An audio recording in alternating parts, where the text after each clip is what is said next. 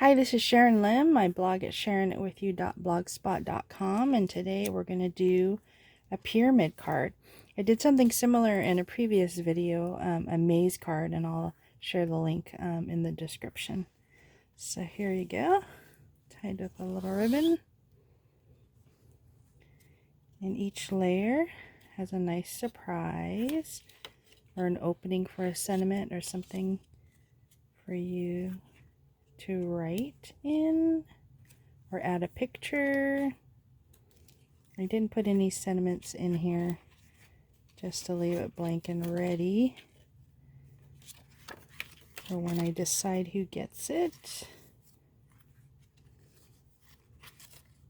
Here's a fun one. And then it ends with one that you can leave your message with. So let's get started. So you're basically cutting out different sizes, incrementally smaller sizes. And these are the sizes here, so you can pause the video if you'd like to see the measurements, and I'll put it in the description. And basically each one, like for the largest one is 8.5 by 4 1/4. You're scoring it by 4 1/4. So each score that I wrote down here is the width of each of the cardstock, if that makes sense. So I'm going to flip this over and start with the largest one first. And it's already scored here. Get my bone folder. Make sure I have a nice crisp fold.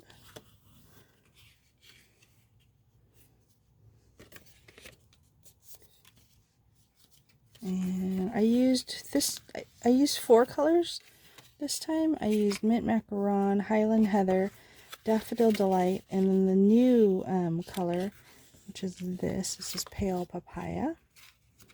And I just alternated them each time just to make the design kind of flow and have a pattern. And I believe I used 9 of them. In the maze card, the other one that I did, I believe I used 8 of them. And I only used 3 colors, so the design's a little different this time around. Alright. So those are all folded. So all we have to do is adhere each piece and center it on here. So here's my lovely Stampin' seal. I put the little T at the top to remind me how to replace the cap on here. I'm just going to put some little adhesive on each corner. This is just the way I do adhesive. And then I'm going to, well, this is actually my base. So I'm going to center it here so they open both sides. So we'll keep going. Next one's the Daffodil Delight.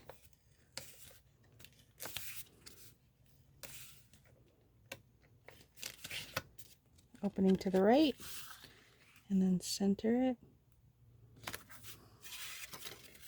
I think the look is pretty cool in terms of just making the look of a pyramid.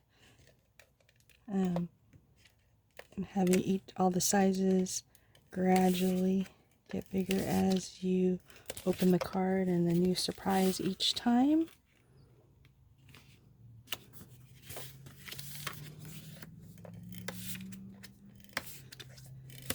And I've seen larger ones, I've seen smaller ones. This one I tried to make it, I started with a 4 1/4 width just so it'll fit in a regular envelope. And as a bonus, it can actually fit into an acetate card box too. And that's how you can give it as a gift if you like. And I'll show you that at the end of the video. Alright, we're more than halfway there. This one doesn't need as much practice as the other one. The other one was spiraling around, so I really had to think about how I wanted to put it on before I had it on. This one's nice that it just centers on top. Alright, one more left.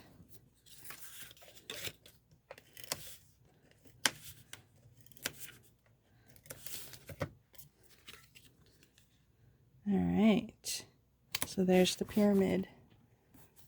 How's that look? Alright, so then I have my embellishments all ready. And I'll go step by step with them. I'll start with the heart.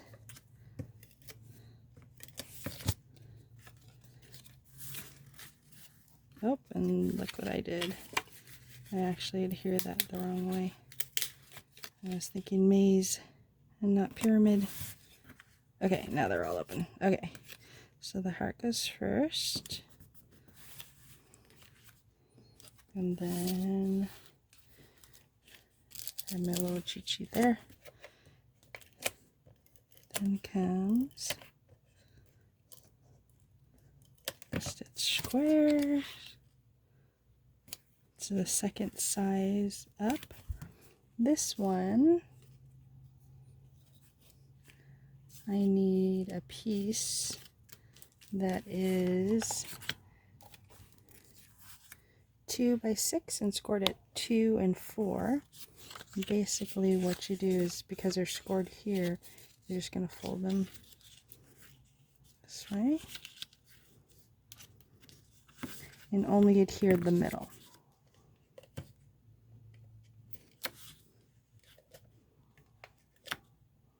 And that way it's a fun pop-up when they come to this page. Right there. So it just opens. And you can write here, I like the lines on the side there to do it. And the next one is another heart, but I layered it on the scalloped one for something different. There you go. And then this one, you're going to need a 4-inch square and do some folding. So the first fold is diagonally. And then the next fold, do horizontally. And then the opposite way, vertically. So basically what I like to say is you're making a T and then a diagonal here. And if you remember to do opposites, so if you fold the diagonal this way and then fold the horizontal and vertical this way, you'll get this kind of fold here. And do you see how it folds this way? Like that.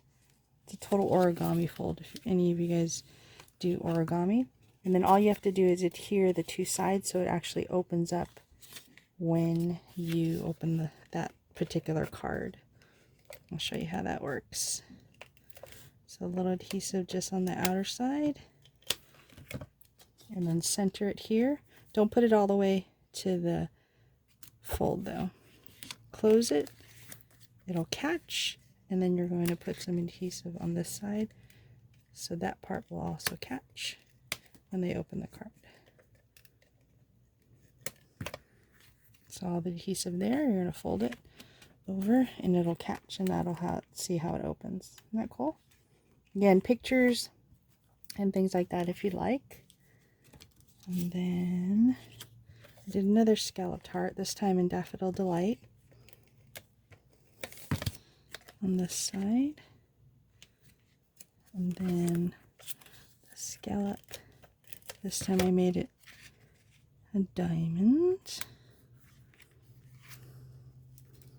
And the next one's a fun one. We needed a 9-inch square. I'm going to set this aside over here. And what I did is I scored 3 inches and I just kept turning 3 inches, 3 inches, 3 inches until you get about 9 squares. And then basically all you need to do is cut the outer squares. So that one. And you can use your cutter if you like. I am just going to do it with my scissors real quick. And basically what you're creating is a T. So it'll open up like I showed you. And you can cut a little inside of the square and that'll help with the folding also. One more to go.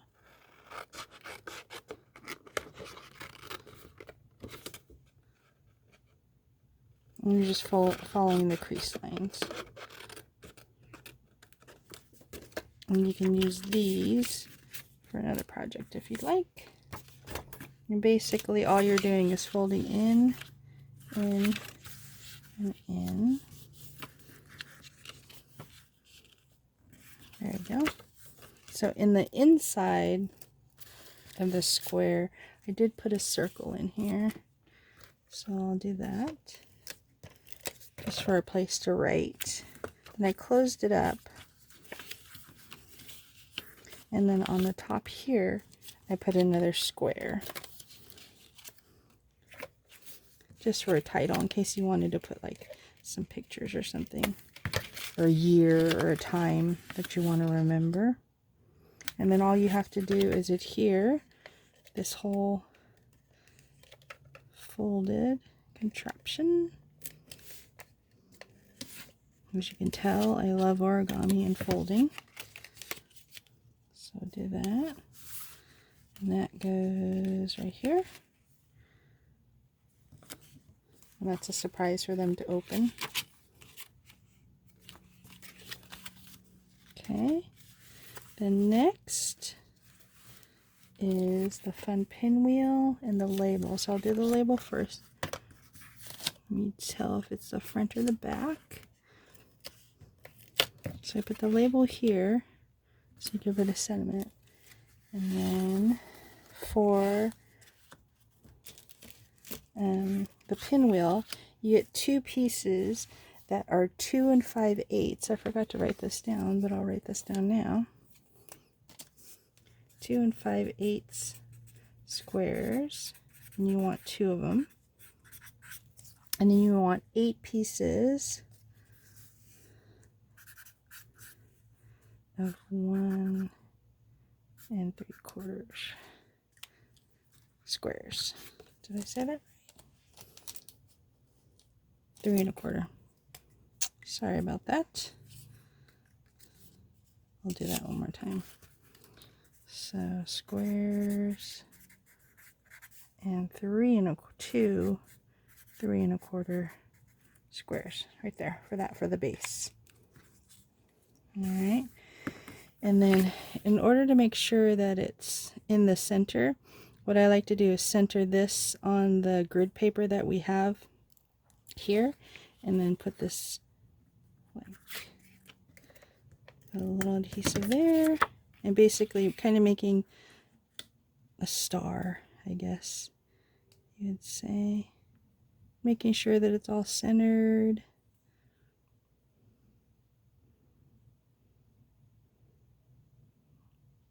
Looking at the lines of the grid there. And then the 8 pieces I kind of alternated. I used those scratch piece of papers that we just cut out, and I'm going to alternate each one. So this is what I mean by making the pinwheel. So start with this one here, and then the next one you're going to tuck under, and you're following the second card, if that makes sense, like that, to frame it. Then another one here. Don't press that one, that's my lesson. And then tuck that one. And again, you're just centering it. Make sure they have the same amount of border along the side, like that. And then I think I'm going to put a little bit more adhesive on this one. And then tuck this one to follow the back one.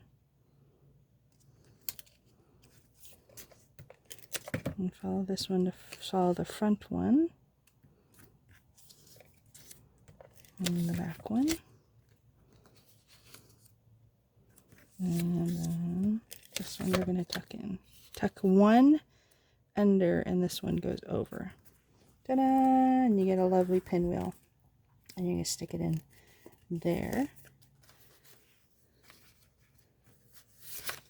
Oh, I think I made this one a little bit too big. I think that's why I had the other measurements right. So I'll fix those measurements for you guys when I do the measurements. But that will go on that side. And then the next one is the fancy one. And basically you need a 6-inch square. And I don't know if you guys remember those cookie catchers you used to make in school. Basically you're going to fold the triangle this way and the triangle this way. And that way you can find the center of the paper. And once you find the center, you're going to fold all the corners into the center. Like that. And then flip it over and fold all the centers in that way. And that way that'll give you all the creases that you need. You're going to come back and unfold it. And here's the part that you're going to do. So make sure this part's folded in, and you're going to make a triangle like that and fold it in. And do that again. Triangle and fold it in. And do the same thing on both sides. So again, triangle, fold it in. Triangle, fold it in. Triangle, fold it in. And this is what it'll look like. And then the last step, all you have to do is fold this out this way.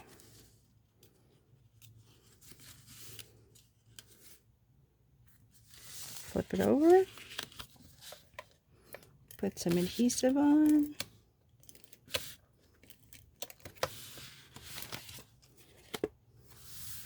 And just going to stick that in there like so. And then the last page, I just did a blank piece of paper just so you can write you're from, you're thankful, you're grateful, whatever your sentiment, last sentiment is.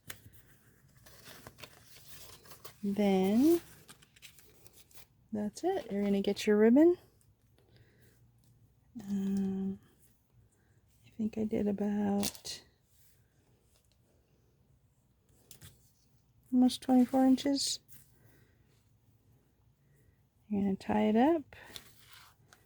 And of course you're going to stamp sentiments or write sentiments in there. I left it blank until I decide who I'm going to send this to.